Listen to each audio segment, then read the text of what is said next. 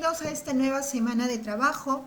Reciban el cordial saludo de nuestra institución y en esta mañana vamos a realizar nuestras actividades en el curso de literatura. Como pueden apreciar, vamos a analizar la trayectoria de estos destacados representantes del vanguardismo literario en nuestro país. Nos referimos a Alberto Hidalgo, César Moro y Martín Adán, connotados literatos que llevaron pues a esta corriente a su máxima expresión.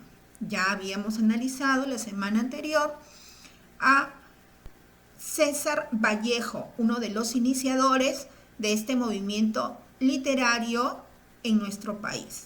Ahí tenemos a Alberto Hidalgo, pues, quien también contribuyó al inicio de este movimiento.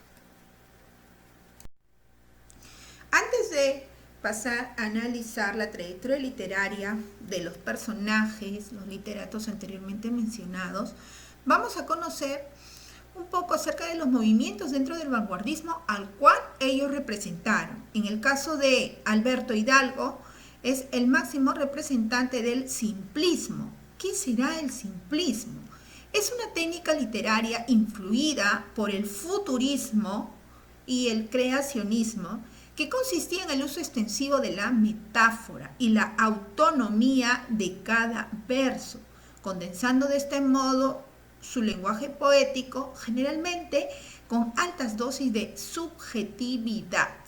Aquí vamos a conocer pues a el señor Alberto Hidalgo, considerado uno de los iniciadores de este movimiento, ¿no? El primero pues que escribió una obra con estas tendencias radicales, cuya norma era pues no respetar ninguna regla, ir en contra de lo tradicional, innovar. ¿Qué características podemos encontrar en el simplismo? Que lo vamos a identificar en el señor Alberto Hidalgo. Es metafórico, radical, narcisista, le da bastante significado a lo trascendental y rechaza la musicalidad, cuando en este caso lo podemos ubicar bastante apegado a la línea vanguardista, pero hay que darnos cuenta que sus inicios lo hizo en el posmodernismo. ¿Quién será Alberto Hidalgo? Vamos a conocer un poco de su vida. Alberto Hidalgo Lobato nació en Arequipa en 1897 y falleció en Buenos Aires, Argentina, en 1967. Sus padres fueron Manuel Santiago Hidalgo y Juana Rosa Lobato. Quedó huérfano a los 4 años. Se dice pues que sus padres fallecieron envenenados. Esto provocó pues la orfandad de nuestro destacado literato. En 1914 funda la revista Anunciación. En este caso pues lo hizo en colaboración de Luis Jara y Alberto Guillén. También fue colaborador de la revista Colónida. Si nos acordamos, la revista Colónida fue dirigida por el señor Abraham Valdelomar, con quien tuvo una estrecha amistad cuando él pues pudo vincularse en Arequipa. Posteriormente, al viajar a Lima, se pudieron contactar e iniciar la colaboración en esta revista pues que tuvo su periodo de desarrollo en el año 1916. Es en ese año pues que él inicia su trayectoria con el poema Arenga lírica al emperador de Alemania. En 1917 publica Panoplia lírica, obra que se considera pues como el inicio o una de las primeras obras que tienen tendencia vanguardista, aunque se puede determinar pues que aún el clímax de este movimiento todavía no se había dado. Eso lo vamos a poder observar con otra de sus obras que a continuación mencionaremos. Retorna a Arequipa y participa en todas las polémicas y debates políticos. Fue seguidor de Manuel González Prada y esto pues sirvió para formar esa vena beligerante y bastante crítica de la situación, en este caso arequipeña. Viajó a Argentina en 1918 y se integra al círculo literario e intelectual bonaerense. En este caso se puede decir que lo más destacado de su obra se desarrolló en este país, ¿no? En 1957 fue candidato al Premio Nobel de Literatura. En 1967 obtuvo el Gran Premio de la Fundación Argentina para la Poesía. Ahora, no solamente pues destacó en este género literario, en el caso de la poesía o la lírica, como así lo conocemos, sino también escribió cuentos que fueron editados, en primer lugar, fueron publicados en la revista Caras y Caretas, pero de ahí editados, recopilados con el título de Los sapos y otras personas. Ahora vamos a conocer un poco más acerca de su trayectoria literaria. Se dice pues que una de las características de Alberto Hidalgo es ser metafórico. Hidalgo propone entender a la poesía como el arte de pensar en metáforas.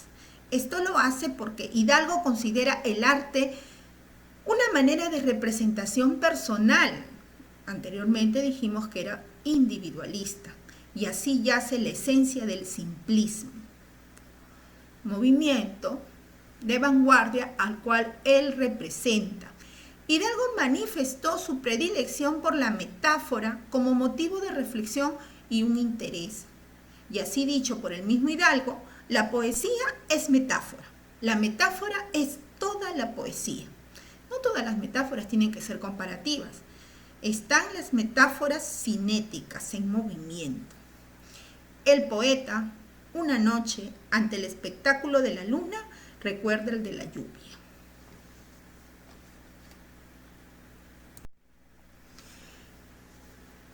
Hidalgo es de la época vanguardista. Aunque el arequipeño Alberto Hidalgo haya escrito su primer libro en 1916 con bastante influencia postmodernista, no fue hasta el año 1925 que tuvo su clímax, en este caso lo más destacado de su trayectoria, su momento cimático, cuando publicó el libro Simplismo, poemas inventados. Aunque ya en años siguientes, pues, 1953, se volvió a destacar con sus obras nacionalistas, tales como Carta al Perú e Historia Peruana Verdadera, ¿no? Generalmente él manifestaba, pues, que había escrito acerca de otros países, pero jamás referidos al Perú.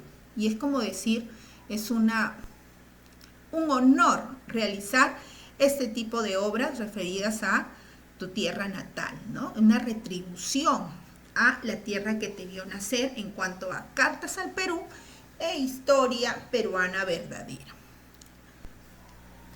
Ahora vamos a hablar de dos representantes más.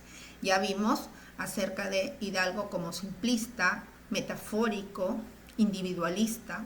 Ahora vamos a ver otro de los movimientos vanguardistas que tuvo bastante relevancia aquí en el Perú, con dos de sus destacados representantes. Pero vamos a ver un poquito a qué se refiere el surrealismo. Es uno de los sismos que se basaba en el estudio de los sueños que llevó a cabo Freud en el año 1901. Este filósofo, padre del psicoanálisis, defendía que en la mente humana existía una parte inconsciente que no podía ser controlada por la razón y que era una fuente inmensa de conocimiento sobre la naturaleza del ser humano. Los artistas del surrealismo, que no solamente vamos a hablar acerca de literatura, sino también poesía, porque César Moro fue poeta, pintor. Los artistas del surrealismo, motivados por esta parte oculta de la mente humana, comenzaron a trabajar para intentar sacar el inconsciente a la luz, y para ello intentaban plasmar todo lo imaginario, racional y sin sentido que se crea en nuestra mentalidad, creando así el movimiento artístico conocido como surrealismo. Este término fue acuñado por primera vez por Guillermo Apollinaire en 1917. No obstante, el movimiento surrealista no se estableció hasta el 15 de octubre de 1924, cuando el poeta y crítico francés André Breton publicó el Manifiesto del Surrealismo en París. Entonces, una corriente francesa, ¿correcto? Que estuvo liderado por André Breton, amigo de, en este caso, César Moro, cuando él pues viajó a este país. César Moro es el seudónimo de Alfredo Quispe Sacín Mas. Nació en Lima en 1903 y falleció en la misma ciudad en 1956. Sus padres fueron Jesús Quispe Sacín y María Elvira Mas Puig. Fue un poeta y pintor peruano. Su hermano también fue pintor, ¿no? En 1925 viajó a Francia con la intención de formarse en algunas disciplinas artísticas, pero en este caso se inclinó por la literatura, aunque también realizó exposiciones pictóricas. En 1928 ingresó al surrealismo al conocer pues a André Breton, que es el iniciador de este movimiento. Regresando al Perú, en 1935 organiza con el poeta peruano Emilio Adolfo Westphalen la primera exposición surrealista de Latinoamérica. La mayoría de sus obras se desarrollaron en este caso, en francés. Solamente tenemos una obra en castellano, que es La Tortuga Ecuestre, ¿no? En 1938, por motivos políticos, abandona su país y se refugia en México. Retorna a Lima en 1948, año en que trabajó como profesor del Colegio Militar Leoncio Prado. En este caso, pues, fue el profesor de francés de Mario Vargas Llosa. Entabló una amistad con André Coisnet, quien se convertiría posteriormente en su albacea literaria. Se encargó, pues, de publicar muchas de sus obras que no pudieron salir a la luz por diversos motivos. Uno de ellos, pues, por su muerte, víctima de leucemia. Su discurso es experimental y se desarrolla en un proceso evolutivo que va desde la escritura automática y el collage hasta una preocupación creciente por el aspecto del contenido. Un tema importante en su obra es el erotismo. Fue un hombre bastante apasionado. Para él la poesía era una experiencia vital. No es poeta el que escribe poesía, sino el que vive como poeta.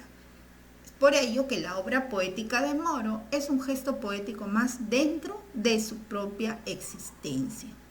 Tenemos entre sus obras La Tortuga Ecuestre, su único libro en castellano que fue publicado por el señor Coisnet, su albacea literaria, Lettres d'amour, 1939, El Castillo de Grisou en 1941, y las demás obras pues que fueron escritas en francés. La mayoría, como les digo, de sus publicaciones fueron escritas en este idioma.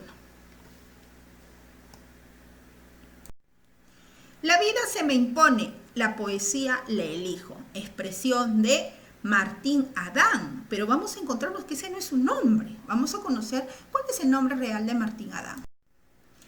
Martín Adán es el seudónimo de quien fuera Ramón Rafael de la Fuente Benavides, nacido en Lima en 1908 y falleció en 1985. Sus padres fueron Santiago de la Fuente Santolaya y Rosa Benavides.